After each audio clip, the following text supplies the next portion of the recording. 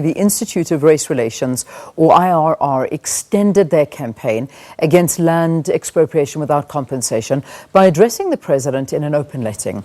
The IRR is of the view that land expropriation with compensation will stunt the growth of the South African economy and undermine the democracy.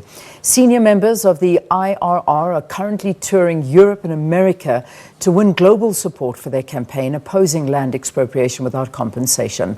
Joining us now in studio is Marius Roodt from the Institute of Race Relations. Marius, thanks for coming in. Good to have you. Good morning. So, why are you against this? Well, we feel expropriation without compensation will stunt the economy and, as you said, possibly damage democracy. We don't think there's any need to change Section 25 of the Constitution to allow land reform to happen.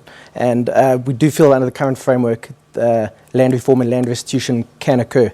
There is actually also money that we can find to fund this kind of thing. In the past 2 years, 15 billion rand was spent on SAA.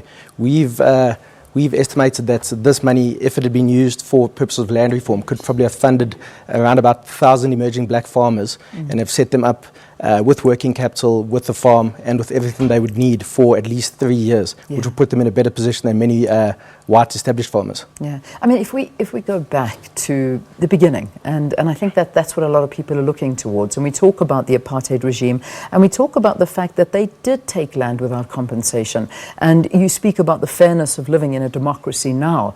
That wasn't fair. So let's try and get your views on that. Of course it wasn't fair, but that's why there has to be things such as land restitution and land reform. But we also must be very careful if we tamper with things like property rights. Property rights are a cornerstone of any democracy. And as we've said, investors will, whether they're South African or domestic, will not want to invest in a country with property rights that aren't secure. A lot of people seem to think we can get by without investment, but the fact is South Africa is just too small an economy to survive without foreign investment. We just don't save enough. We just don't have enough companies in South Africa which could create the jobs that we need. Yeah, I know that's exactly where the Institute of Race Relations is at the moment, embarking on a roadshow to garner support for, I suppose, campaigns against this land expropriation without compensation. You're in America, in Europe right now. Yeah. What's the sense? What are investors saying? Well, people are have said to us that they have decided to possibly put projects on hold or looking at other places to invest rather than South Africa. The expropriation without compensation is a concern for investors overseas. Most investors, though, do understand the need for restitution and so on, but they do agree that it can be done without eroding property rights. Okay, let's talk about how we can do that. What is the solution? Because there has to be a solution here. What are you proposing? Well, as we've said, in the past 2 years, about 15 billion rand has been, or 10 billion rand was spent on SA in a bailout last year. There were another 5 billion rand. If that money had been used to fund emerging farmers, we estimate could have funded, as I said, about 1,000 emerging black farmers with everything they would need to be set up for 3 years without any debt.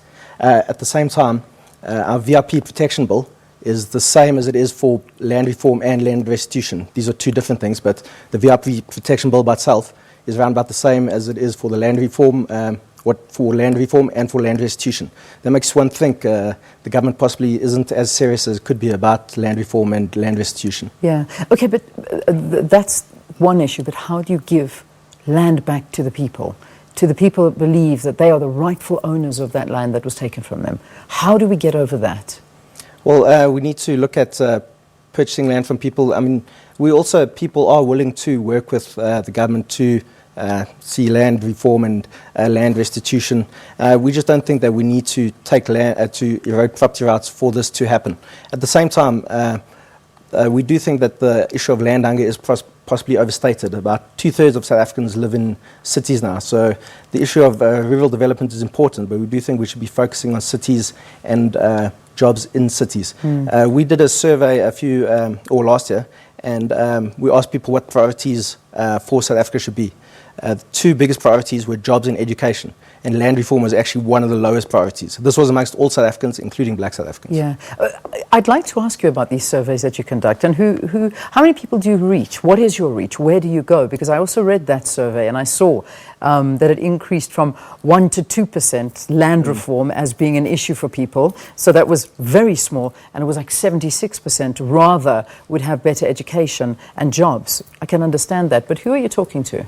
It's a wide spectrum of South Africans. We do a representative poll of everybody. And I think it's around about 2,000 to 3,000 people. Open to correction on that. But as I said, it's a representative sample of all South Africans, including of all races and backgrounds, so that we get a good overall view of what people are thinking. It's a very passionate conversation. It certainly is. I mean, you've got parliamentary hearings. There's close on 1 million submissions. We've seen town hall conversations taking place where they just cannot accommodate the people, and everybody has opinions and says on this.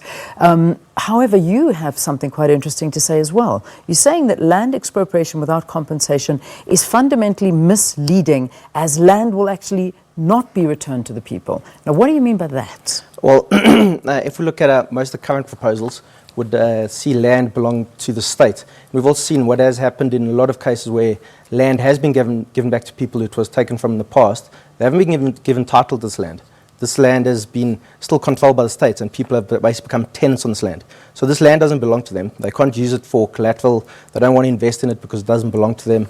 And this is, as current proposals stand, all land in the country will be nationalised. People won't be given land.